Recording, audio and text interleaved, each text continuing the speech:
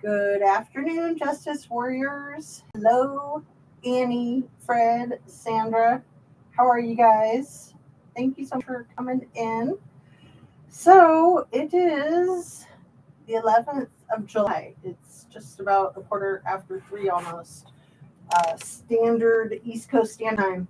So I've been watching the Alec Baldwin trial again. They took a 2 hour lunch, so I was like, great, because I really want to do my live. So here we are. While I was getting ready, I was listening to JLR, he's been amazing. He was playing old interrogation interview tapes of Alec Baldwin from the day it happened.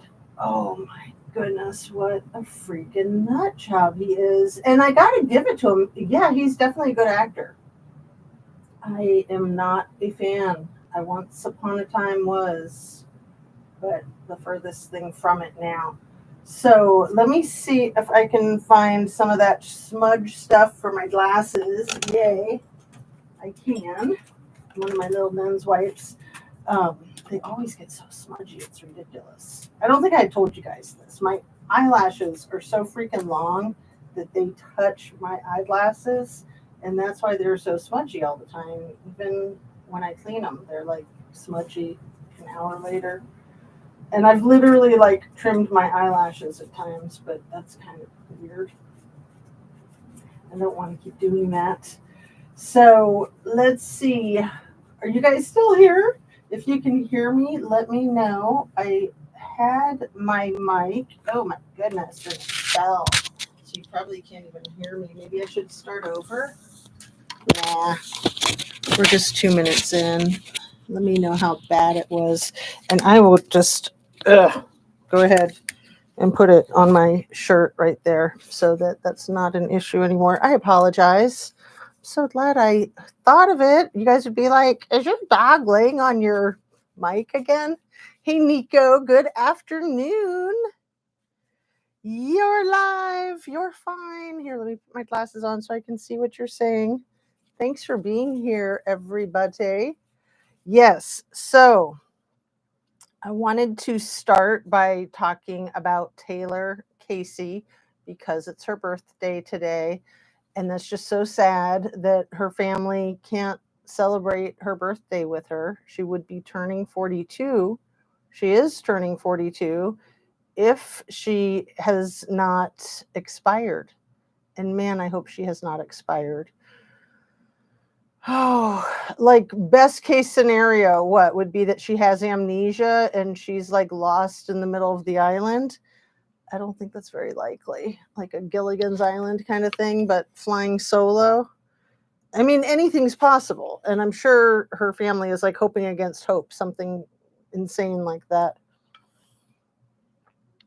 And my water does not taste very good. It has a little bit of a like chlorine taste. Hey, Jazz, looks like someone must have tossed and turned the night before trial, rightfully so. Sandra, I thought you were going to say something about me.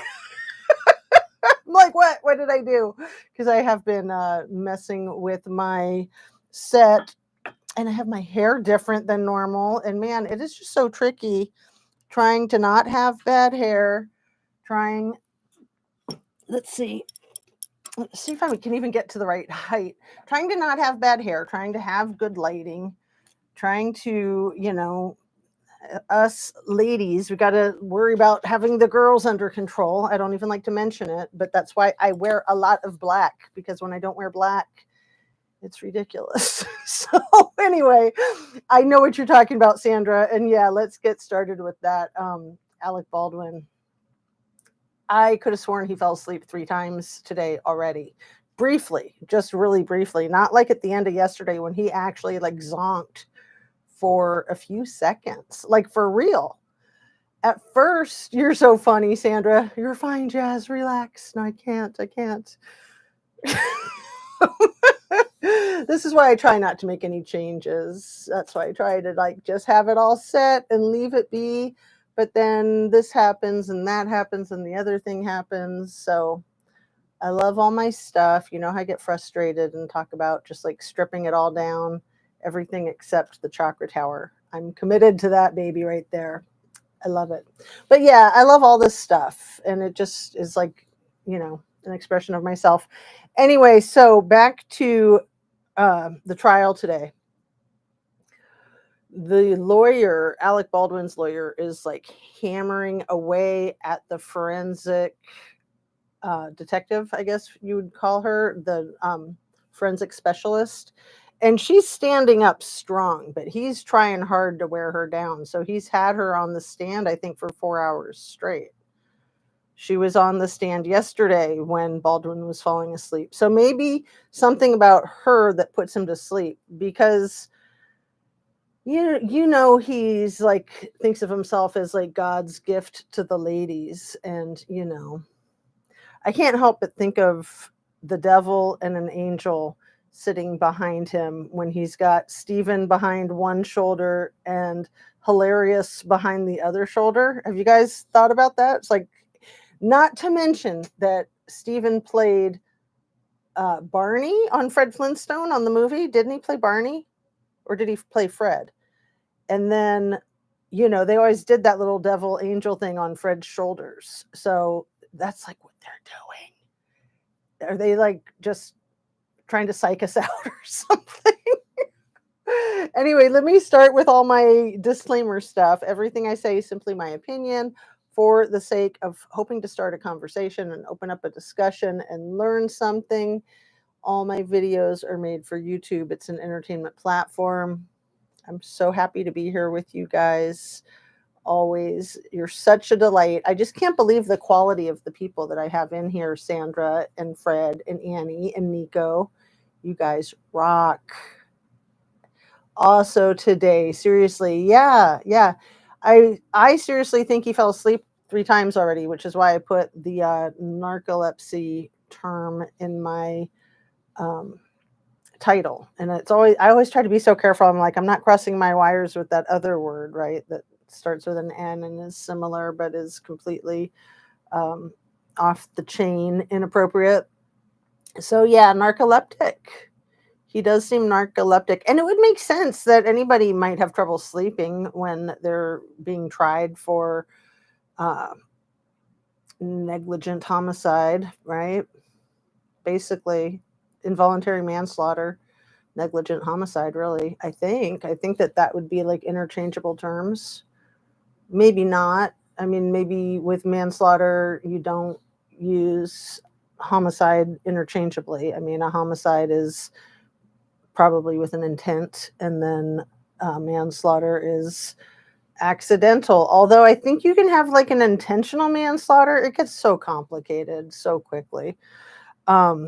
So I do want to continue for a moment with Taylor Casey, because I don't think that there's a lot of content creators speaking about her case.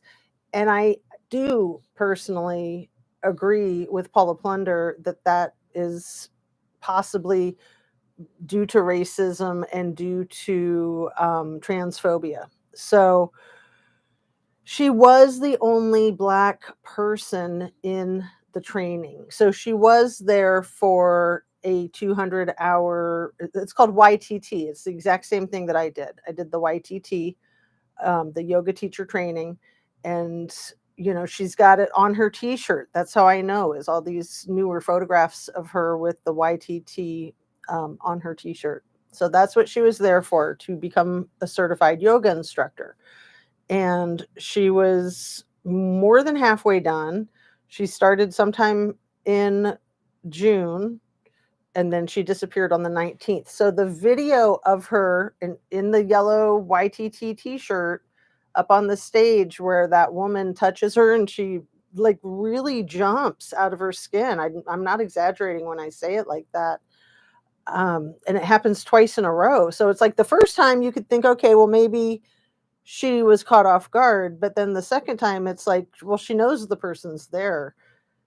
Is she like that just because, or is there something going on?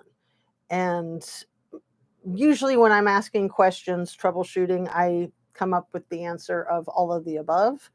So maybe she has a tendency to be like that, and maybe there was something going on. I mean, I'd be pretty uncomfortable if I were the only white person in a training and everybody there was not white. I'd been in that situation when we lived in Santa Fe for a couple of months when I was at the tail end of my first grade year. Um, Everybody there was not white at the school, and me and my sister, we were white, and we were teased. We were called gringos, and it was awful. It was absolutely awful. I'm glad I've had the experience. I think I've talked about it with you guys once or twice. I'm glad that I've had that experience so I know what it's like. It's hideous. If anybody's been in a situation like that, it's absolutely hideous. And let me do my thumb real quick and continue to keep up with your chat. I thought I did a really good job keeping up with the chat yesterday because that can be so challenging when I'm trying to keep up with my notes and the chat. And especially when I'm out of practice, and I kind of feel like I'm out of practice because of this, that, and the other, and the most recent this, that, and the other being all that freaking internet problem. So I think that that's mostly over. I did see on my device that I am still roboting a little bit. So especially when I move my hands, and I tend to express myself a lot with my hands. So I'm going to try to keep them down out of the frame. If I forget and I'm roboting, you can just type into the chat all caps with hands. Let me know, like I'm being all handsy, right? A whole new term, a whole new definition to the term. I just realized your title does not say hallucinations. Hallucinations. Oh, like Helena Hutchins? Is that what you meant? Did you get a typo going? Yeah, it doesn't say Helena Hutchins. Because I do like to try to keep it about the victims. And right now, man, Alec is playing the victim. He started playing the victim on day one, did he not? It's insane. And didn't he lie to the authorities? Am I misremembering? He started by saying that Hannah handed him the weapon, and then she went outside of the building, and then it happened, It happened. Not he happened, but it happened. And they asked him specifically in this interview that was a couple hours later, did Dave Halls pass you the gun? And he says no, explicitly. And isn't the story now that Dave did hand him the gun, and that's why Dave got a plea agreement, a plea deal? Because he was coming clean. And wasn't Hannah like not present? Isn't I mean, I've been paying a lot of attention to all this, but it's hard to keep up, I honestly feel like they're leaving some of the most important points out of the trial entirely. And I don't know if that was due to arguments that the attorneys made prior to the start of the trial, or if it's just that the fix is in by design, but they're really not bringing up, at least not yet. I mean, it's only day 2, but they're not bringing up the whole scuttlebutt, like the turmoil that the cast and crew were in with the 6 people that walked off the set the day before. So in this interview, this old interview that JLR was playing that I was listening to right before coming on, he talks about the 6 people getting fired. And then he's talking about them, and then he says that they quit and that they walked off and that they got fired because they walked off, or they quit because they were unhappy about, the whole thing was safety issues. So there was the problem of the negligent discharges of the firearms that happened 3 times, twice with one weapon and one stunt double, 15 minutes apart, inside a small building and then outside that small building, like a little shed or something. And then one, Sarah Zachary shot herself in the foot. And then there was the explosive that happened, I think, right before all this happened. I want to say the explosive happened on the 16th, but that would be the day before. No. Wait, I get so confused. Helena passed away on the 21st. I said some wrong dates yesterday. So the 16th was maybe the day that the explosive happened, or the 17th. And then what was it? It was a 21-day shoot. So they were like more than halfway through, right? It gets so confusing. It's so hard to keep up. So I apologize for all that. And I do like to try to be specific, and I do like to try to fix the mistakes when I've made them. Like yesterday, I made a couple of mistakes, and I put those in the description for the video yesterday. And then I did find out, confirmed, the dates and the ages of the Baldwin children. They did indeed have 6 babies between the two of them on the day when this happened, when this horrible, tragic incident happened. And then right after that, they had their last one. And I did write down the dates. Let's see. So we know obviously what happened with Helena was 10/21/21, which, interesting numerology, right? Their youngest baby was born almost a year later. Interesting, 9/22/22. So in a 7-year period, their oldest child was born 6/17/15. So 7 years and 3 months, they had 7 kids. And yeah, people do that. Somebody in JLR's chat was like, oh, don't criticize them for having so many kids. It's like, no, I don't think anybody's criticizing them for having so many kids. People are criticizing them for being heartless jerks. And it just happens that they have a lot of children. But you got to be honest. You got to look at the facts. So Hilarious is 40. Alec is 66. They got married in 2012. When they met in 2011, she was 27 and he was almost twice her age. She was 53. So what would a 27-year-old want to do with a 53-year-old? I mean, sure, he's rich and famous, but, can you say gold digger? Because I can. I'll just say it. And then he's already got a child from a previous marriage. So it's not if he passes away, it's when he passes away.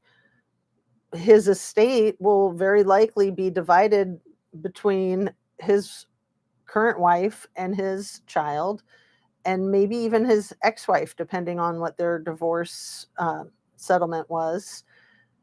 I don't know. And then it just strikes me that if Hilaria can, or Hillary, we'll just call her by her given name, if she can pump out 7 babies, and then each of those babies can get the same portion that Ireland would get, then her and her babies are going to get the, almost 90% of his estate, because there's 8 of them and there's 1 of the daughter from the previous marriage. So that's where my mind goes, is that it's all about the money. Hopefully I'm wrong. Hopefully it's all about love, right? But yes, just to be specific, and we're talking about little kids, so we always want to be careful with that. But to be specific, their ages currently are 10 and 8 and 7 and 6. 2 of them are 3 years old, and then there's the 1-year-old. So the 2 that are 3 years old, one of those was born by surrogate. Apparently, all the other 6 were natural childbirths from Hillary. So, I forgot. Did you guys know that Alec Baldwin's dad? So the Baldwin brothers grew up in Amityville, Long Island, and they were like bad boys. Like all over the island, they were known as trouble, which is kind of a separate issue from the fact that their father was a shooting coach, like for the high school, for 28 years. And he died when he was 55 from lung cancer that they believe was developed from inhaling gunpowder from his job. So let's see, when did he pass away? Alexander Ray Baldwin, date of birth 10/26/27, date of passing 4/15/83. And let's see, Alec's birthday is 4/3/58. I think his mother passed away about 9 months after Helena Hutchins at the age of 92. So sad for him that he lost his mom when she was 92, but even sadder for Helena Hutchins' child that lost his mom when he was 9. 9. And then I forget who it was that Sarah Zachary was engaged to. She was engaged to a relative of somebody else that was part of this whole thing. And when I discovered that during the Hannah Gutierrez Reed trial, I was kind of flabbergasted. So I think she had her fiance's sister hired as an assistant under her. I think so. Hannah and her fiance's sister were her two assistants. Sarah Zachary was the prop master. But I want to say that her fiance might have been related to Montoya, the lead law enforcement officer, or somebody like that. I asked in JLR's chat, but it was a really busy chat, and somebody answered and said they thought she was related to Seth Kinney. I don't remember it being Seth Kinney. I don't think it is. But I don't know if some of you might remember, or if you have another device and want to look it up while we're chatting. So how are you guys today? I'd be gringo, Sandra. Let's talk about tacos, burritos, and banditos. Yeah. It was, as a 6-year-old, I'd never been teased like that, other than by like boys that had crushes on me that I had crushes on. So it was pretty devastating to be a little social outcast. But also, this is another good point, is that Santa Fe is a very small town and a very tight community. So they all know each other. And just when you move into a small town like that as an outsider, you're always going to be ostracized, even if you are somewhat accepted, or even if you do have the same color skin or what have you. But to keep in mind that all of these people that work on this set, that they all know each other. That's my point with the whole thing of who Sarah Zachary was engaged to. So the fight that the crew was having with the producers, and I forgot about this little detail, is that most of them actually live in Albuquerque. So it's not so much that they had hotels in Albuquerque, it's that they were from Albuquerque. The contract says that if they live less than 60 miles away, they don't get a room paid for. So they lived like 59 miles away, and they were working long hours, and they were all concerned about falling asleep at the wheel. So sometimes some of them would sleep in their cars. And what they were asking for was hotel rooms in Santa Fe. And the budget, that's always the like way to say no with logic or etiquette, so it doesn't just sound like you're saying no, but it's like, oh, my hands are tied, it's just not in the budget. But not only were they saying no to these 6 people, they were like, well, if we did this with you, then we'd have to do it with everyone. And then Alec Baldwin throws out this number, like that'd be like $85,000 that we just don't have. And for regular working people, you hear $85,000 and you're like, yeah, who's got that kind of money laying around? But no, $85,000 is like nothing on a movie set. I mean, this was a low budget movie set of $6 million. What the F is 85,000 when you have people? If you value the people and you want to retain them, you have to sweeten the deal. And they were halfway through their very short shooting schedule, and they'd had all of these explosive situations, the 3 negligent discharges, the 1 explosion, and then the rattlesnake. So 5 incidences in a matter of,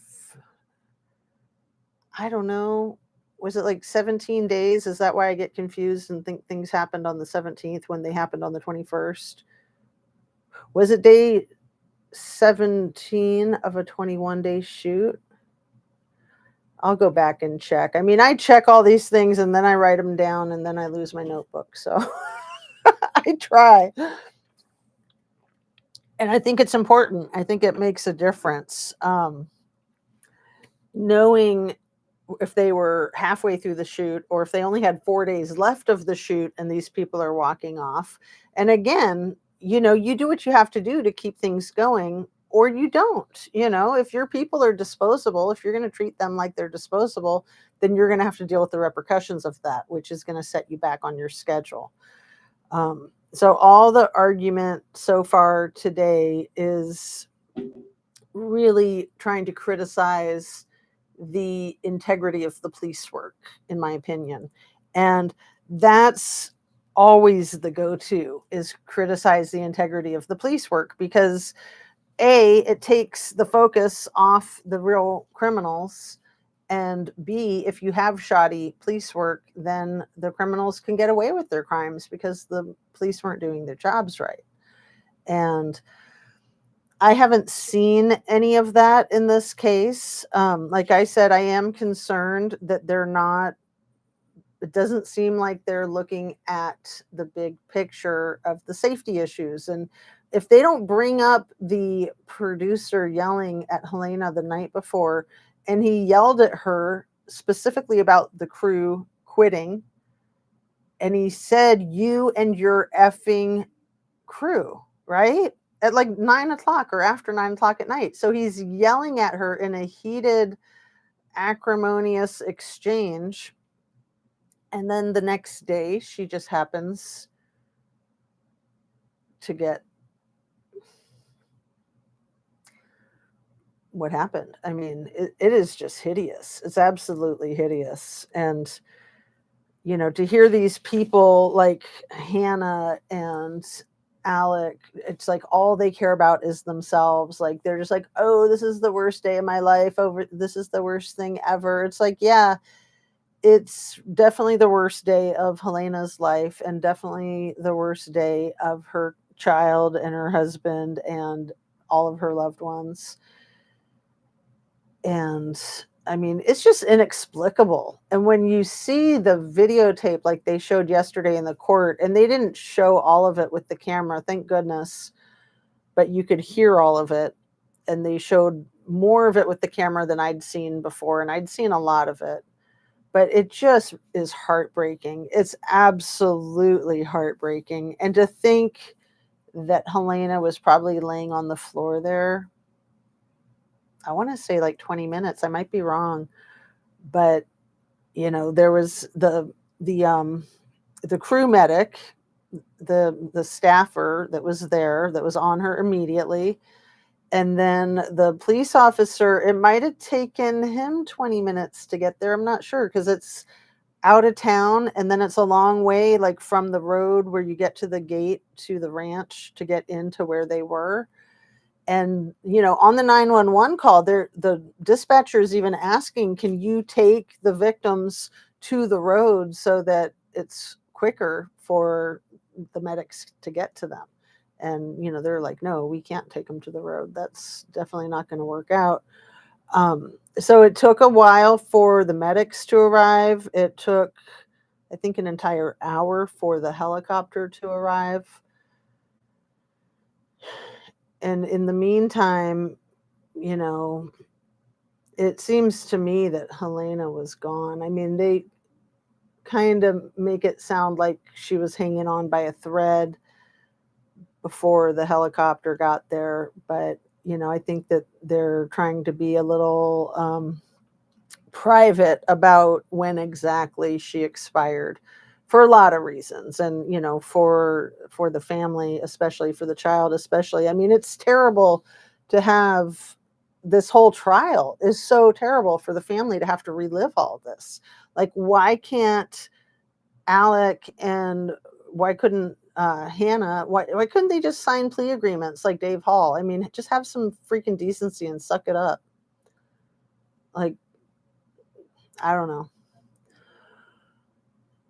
I'm horrified and disgusted, and I just despise Alec Baldwin. So I want to put a link in my description, and I knew I'd forget the name of this channel if I didn't write it down, but it's a channel that's brand new to me, and it's like a 20-minute video, and it says the title of it is something like "This is who Alec Baldwin is," or "This is Alec Baldwin." Let me see if I can find it.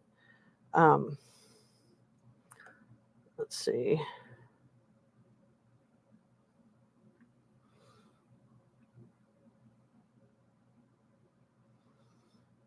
I thought it was a really good video. No, it's not coming up. It was a pretty big channel. He had like almost 250,000 subs, I thought. But let me see if I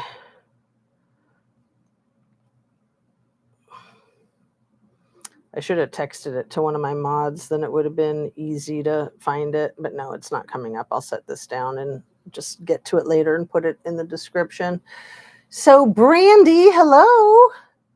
I've not been on YouTube in forever and glad to make a live.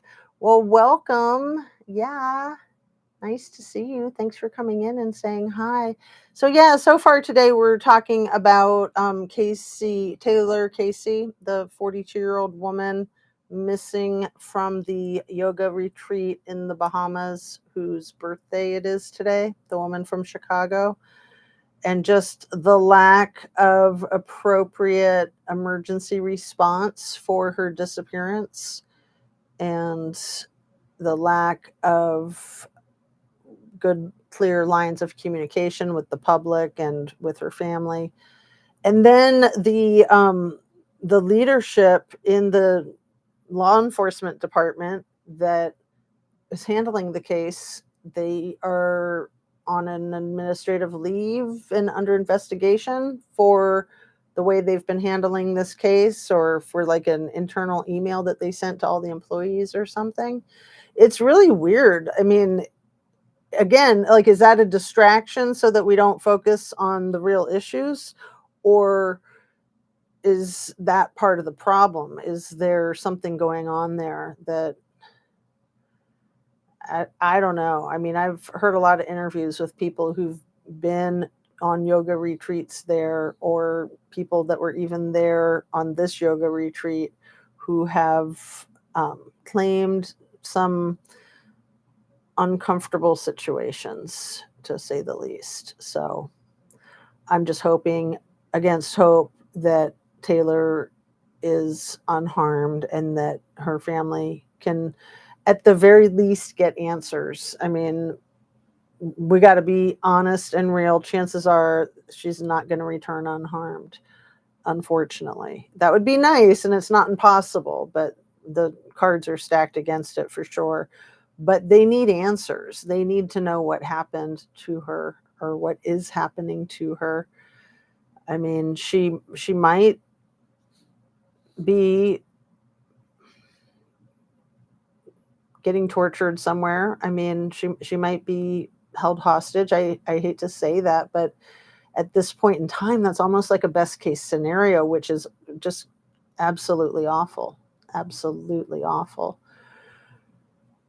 And yeah, you wonder if it had anything to do with the color of her skin or with her gender identity. You can't help but wonder that. There's a lot of hate, and it's terrible that people get victimized for any reason. But in my experience, I just have such a visceral response to people getting victimized simply based on hate. It is despicable, and people who do that are absolutely spineless weasels. Emily D. Baker, no, it was a guy. Thank you, Nico. A guy who did the video called something like "This is Alec Baldwin." I just typed that into YouTube and it didn't come up. Oh, I know.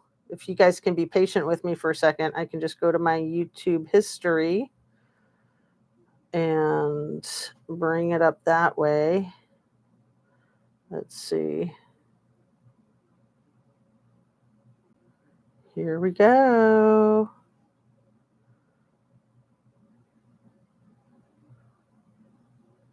View all.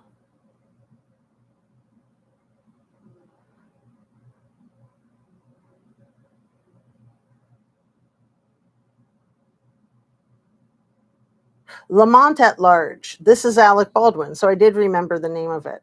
So the channel's called Lamont at Large. Anybody heard of that? Nico, would you mind typing it in there? The Lamont at Large. And then, like I said, it's a 25-minute video, and I'll put a link to it in the description. Thanks for asking, though, because, yeah, you made me remember that, I can go to my history and find it out.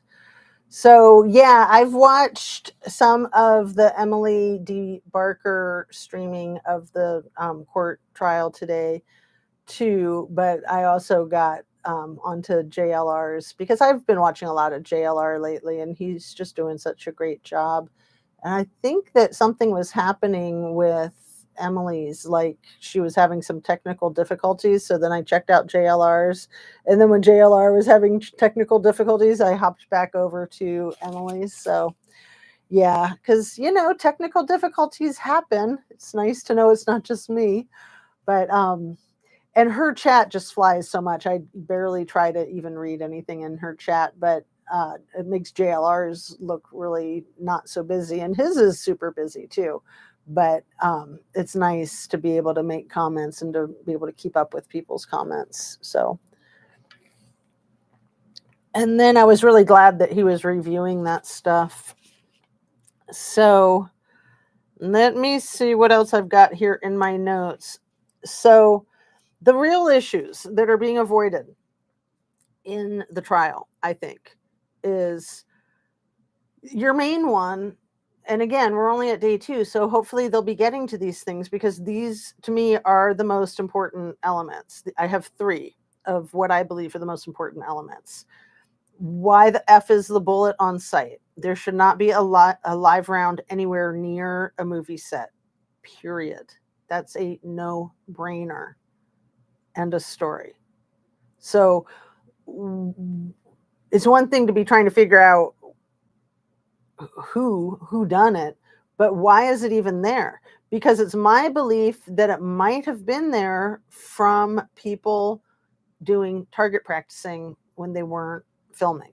And when I say people, I'm pointing to the one that's doing her prison time already. So allegedly she had asked some of her higher ups if her and her friends could do some target practicing when they weren't working, and they were told absolutely not. And then allegedly they did it anyway. So that's one issue. Another issue is the interference with the investigation, which specifically I'm looking at Baldwin and his talking to people on the phone immediately after it happened, when you had one police officer trying to corral 100 people, and he specifically told folks not to talk, right? That was his main thing.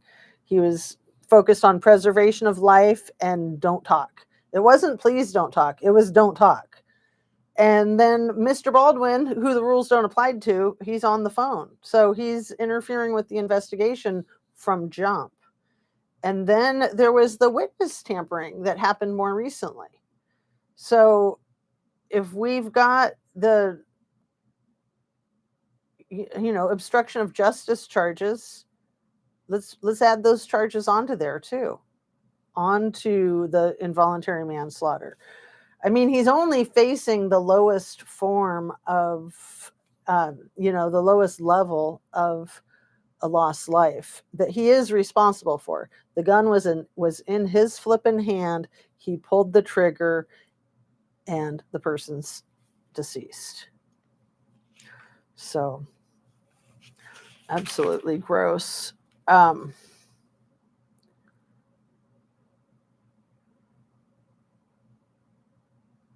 So Alec said in his little interview back at the police station right after the incident on that same day of 10/21/21, he's already like really throwing Hannah under the bus. He's telling the interviewer, the investigator, how to do their job. He says, important question for Hannah is, have you ever commingled live rounds with dummy rounds? Well, first of all, that shouldn't be a question because that shouldn't even be a possibility. You don't commingle live rounds and dummy rounds, period, ever. And I thought it was really funny when Alec Baldwin referred to the managing set director, the one who called 911. I think her name's Mamie. He called her an older woman. And I'm like, dude, she's the same age as you. So that's cute that you call her an older woman. That's super cute. Funny. Absolutely funny. So yeah, Looper is the name of the guy who's, I think, going to be the key witness again in this case. What is Looper's last name? Do you guys remember? I don't. Oh, I'm going to look it up.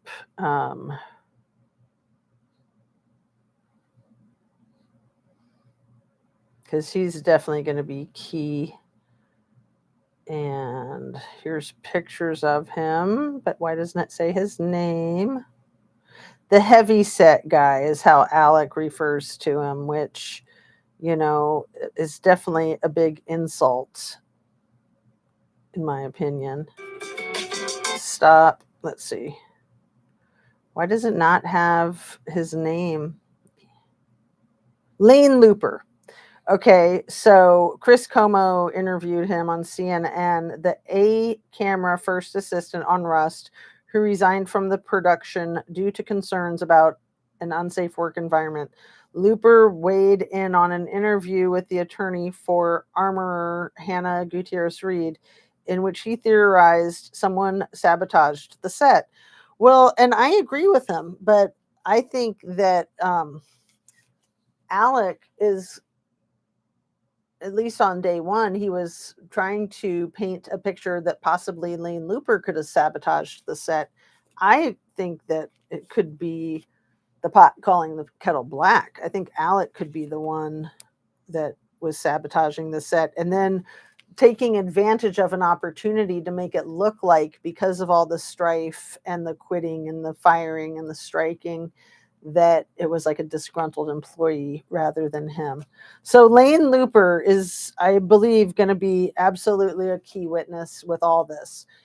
He would have been, I believe, in the position that Hannah was in when she lost her life. So him walking off the job saved his own life. So he's probably going to have to live with that survivor's guilt too. Lamont at Large. This is AB Alec Baldwin. Oh, thank you. Yeah. Thanks, Nico. I don't know if you can put the link in there. That's fine though, just so people know. I'll have the link in the description later when I didn't get to it later today. So I don't follow this case. Was the movie finished? So no, I think it was a 21-day shoot. It happened on 10/21/21 that Helena lost her life. I think that they started the shoot at the beginning of October that year, 21, and that they had 4 more days if it was day 17. So they were about close to the end.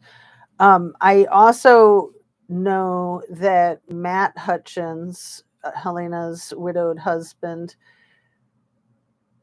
became the executive producer of the film, and it was really important to him that it be completed, it being his wife's last creation before passing away. So I don't think it's been released yet. I don't know if there's a release date that's been announced. Probably they didn't want to release it until after the trial, now that I think about it. But then Alec Baldwin made his own little freaking documentary, and this is where he was doing the witness tampering, trying to interview witnesses for his documentary. Like, yeah, that's a nice, sneaky way to do it. I mean, he thinks that being an actor gives him a license to do whatever the F he wants because, well, it's for the movie. So, yeah, that's not how it's normally done, but, that's how they needed the shot. Like, normally you're not going to be pointing a gun into somebody's face even when making a movie, but they needed that for this movie, so it was okay this time. No, it wasn't okay. Look what happened. Look where you are now. And man, I just hope he gets the book thrown at him. I really do. And I was wondering yesterday in court, just because he looked so drowsy from the get-go, I was watching him to see if he was falling asleep. I kept thinking he was falling asleep. And I thought, I wonder if he's medicated.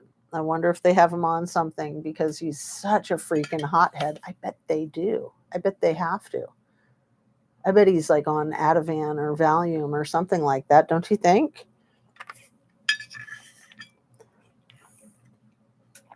I absolutely think so. And let's see. When he fell asleep at the end of the day, that can happen to anybody. I mean, you get tired when you're sitting all day, but when you're under the microscope like that, and especially when you're an actor and that everybody's looking at you, do something like pinch yourself, cold water, ask the person next to you to keep an eye on you, like tell them that you're feeling tired because he kept closing his eyes. I mean, that's just stupid. And yeah, I think it's very normal for most people to not be able to sleep the night before a trial. I can't imagine how stressful that would be. Ooh, awesome. Thank you, Nico. You're the bomb. So let's see, what else shall we talk about, you guys? I just accidentally went to that thing. I was simply trying to tag it. See, this is where things get so tricky. Okay, there. Now I tagged it. But no, it like took me to that site, and then you guys heard the advertisement there, so I apologize for that. So yeah, there's, I'm sure, some stuff happening in the Micah Miller case. I'm sure there's some good ninja video that just came out with Kylie Rodney that I don't think I've had the opportunity to watch it yet. She's always one of my top priorities. But yeah, that was a lot of YouTube time yesterday on the trial. Because I'm like a nerd like that. I really like to watch the trial. There's a lot of nuance that you miss if you don't watch it, if you just try to get a recap. And yeah, it can be slow and boring, but you just kind of have to like zone out and just roll with it. So that kind of thing I tend to be pretty good with, actually, which surprises me because it seems like I would be more impatient. But yeah, I just keep myself busy with other stuff while I'm watching it. So I don't catch 100% of everything, but I catch like 95% of everything, I think. Because yeah, you got to live your life too. You can't just be a YouTuber constantly 24/7, 365. Oh, wait, that's what JLR does. But he doesn't have 4 kids, okay? I mean, it's like apples and oranges. But yeah, he is on it. He is really on it. And he's done a really good job, I think, honing his craft. And then his addition, his sidekick, why am I blanking on her name right now? She's so awesome. You guys know who I'm talking about. The female that's always on there with him. And she's got a cool name. Tell me what it is, Nico. Fred. Let's see. I'll just look. I'll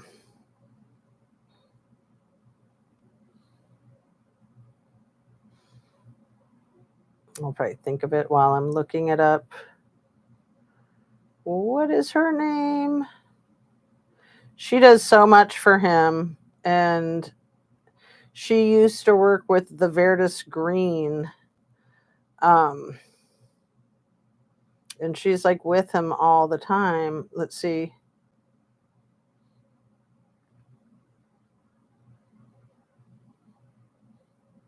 Come on. What's her name? It drives me nuts when my brain doesn't work. I want to say Persephone, but that's not it. It's not ambrosia or amethyst. Magnolia, Margarita. Nico, you were so close. It's magnolia. So thanks. I'm like, why can't I think of it? Magnolia. She's awesome. So she used to work on this really big YouTube channel called Verdis. Isn't it called Verdis Green? Anyway, she's very, very experienced, and they're great together. They do a good job kind of bouncing things off of each other. Magnolia. Yes. And Fred says, I can't, LOL. Oh, you can't do the court stuff. I mean, yeah, your life, you have to sleep and go to work. I mean, that's a lot. The hours that you work, that's you have to prioritize that. I can do a lot of the things that I need to do while I've got the YouTube going. So that's helpful. And even when I had my job that was more than full time, I could always have it on while I was doing that too. So that was pretty cool. Other than the fact that I had to do all the stuff that I had to do, like get there really early and be there 50 hours a week and neglect my family. No, the 24-hour YouTube. Yeah, exactly. Yeah, sleep's important. I definitely get my sleep, and that was the worst part of having that job, was having to be there. I just had to be gone from my house every day at 6:30, which I know is nothing compared to your schedule, Fred, so I shouldn't complain. I always like to say, be grateful for the problems that you have. Like, it can certainly be a lot worse. And I'm fortunate to be in a situation that I could resign from that. I could terminate that employment and not have to jump into something else like it right away. Because normally that's what you have to do. You go from the fire to the frying pan, right? And it's always important to make sure you get a good job with the right people, the right supervisor. Makes all the difference in the world. And I've learned over many years of trial and error. There we go. It's always wise to find out why the position is available. How did this position come to be available? Because it could be something like what happened on the cast and crew of the Rust set. It could be like what happened with Lane Looper or Helena Hutchins. It is a really key question to ask when you're being interviewed. You're also interviewing them, and they need to disclose that information to you. Sometimes the position is brand new and it was just kind of invented or reinvented, like a restructuring kind of thing. But a lot of times finding out that information is going to help you determine whether you want to accept the job offer if you get offered, and also how to manage the job better having that information. So it's usually something you find out shortly after you start, but it's good to know it before you start. So you can have an informed consent, basically. My laptop keeps kicking me out. Hopefully I finally figured it out. Oh, thanks for being persistent, Sandra. Yeah, I know. It was so crazy with last week with all the internet problems. And then, it was a new router that fixed almost everything. And it's just like, man, so we could have done that like a week or two before and not been thrown off so far. I get 4 to 5 hours sleep, except weekends, maybe 7 to 8 hours. Yikes. That's hard, Fred. I am very dependent on my 7 to 8 hours of sleep a night, and sometimes more.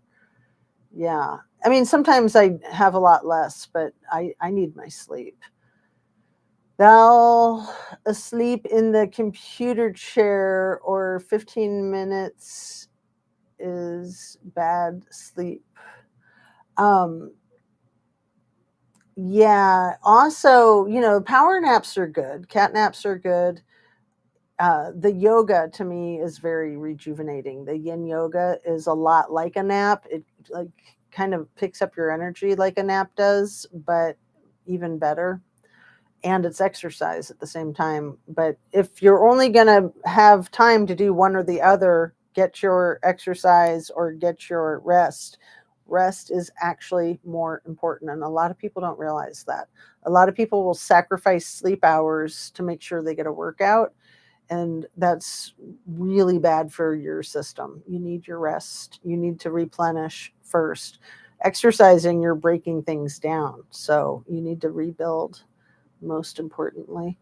So yeah, I think I'll wrap up, you guys, because it's 4:00. That means, 2:00 was when their lunch was over. So the trial's back on. Garbled. I fell asleep in the computer chair sometimes twice for 15 to 20 minutes after lunch. I thought that was all garbled. Yeah, that's why I kind of gave up on it. Yeah, I know. Just so long as you're not falling asleep when you're on trial for red rum, Fred, right? I mean, I'm curious if somebody like his wife, I mean, she's there to supervise him. She should be pumping him full of espresso during this lunch. My goodness. I mean, to me, that's what Excedrin is for. Excedrin has a lot of caffeine in it. And so if you're falling asleep and you don't want to drink more coffee, you could take some Excedrin and that'll keep you awake. It's not advised. It's not healthy. In fact, I think JLR said Excedrin was what got him hospitalized a couple of months ago. So it seemed like he was like dependent on it or something. Maybe not dependent, but that he was using it too much. But yeah, you don't even want to be, using like Tylenol or ibuprofen or anything too much. You've got to be really careful. Anyway, let's wrap it up so we can get back to that trial. And maybe I'll see you in the JLR chat if you're over there. Thanks so much for joining me, people. I love to see you. I love to come on and interact with my crew, and wish you all a really nice afternoon. Take good care of yourself. Make sure you're staying well hydrated and well nourished. Getting your rest. High protein, high produce. And yeah, I feel like I need to just keep doing my lives every day because I've just kind of gotten rusty. Like my brain's gotten a little rusty. And the whole earlier in the day thing, but then with the trial, it's like I want to do it at their lunch break. So I'll probably try to do that again for tomorrow. All right, you guys, peace out. Sending you light and love, and thanks again. And thank you for being here if you're watching live, and thank you for being here if you're on the replay crew. I value you guys tremendously. And goodbye, Sandra. I will see you soon. Have a great afternoon.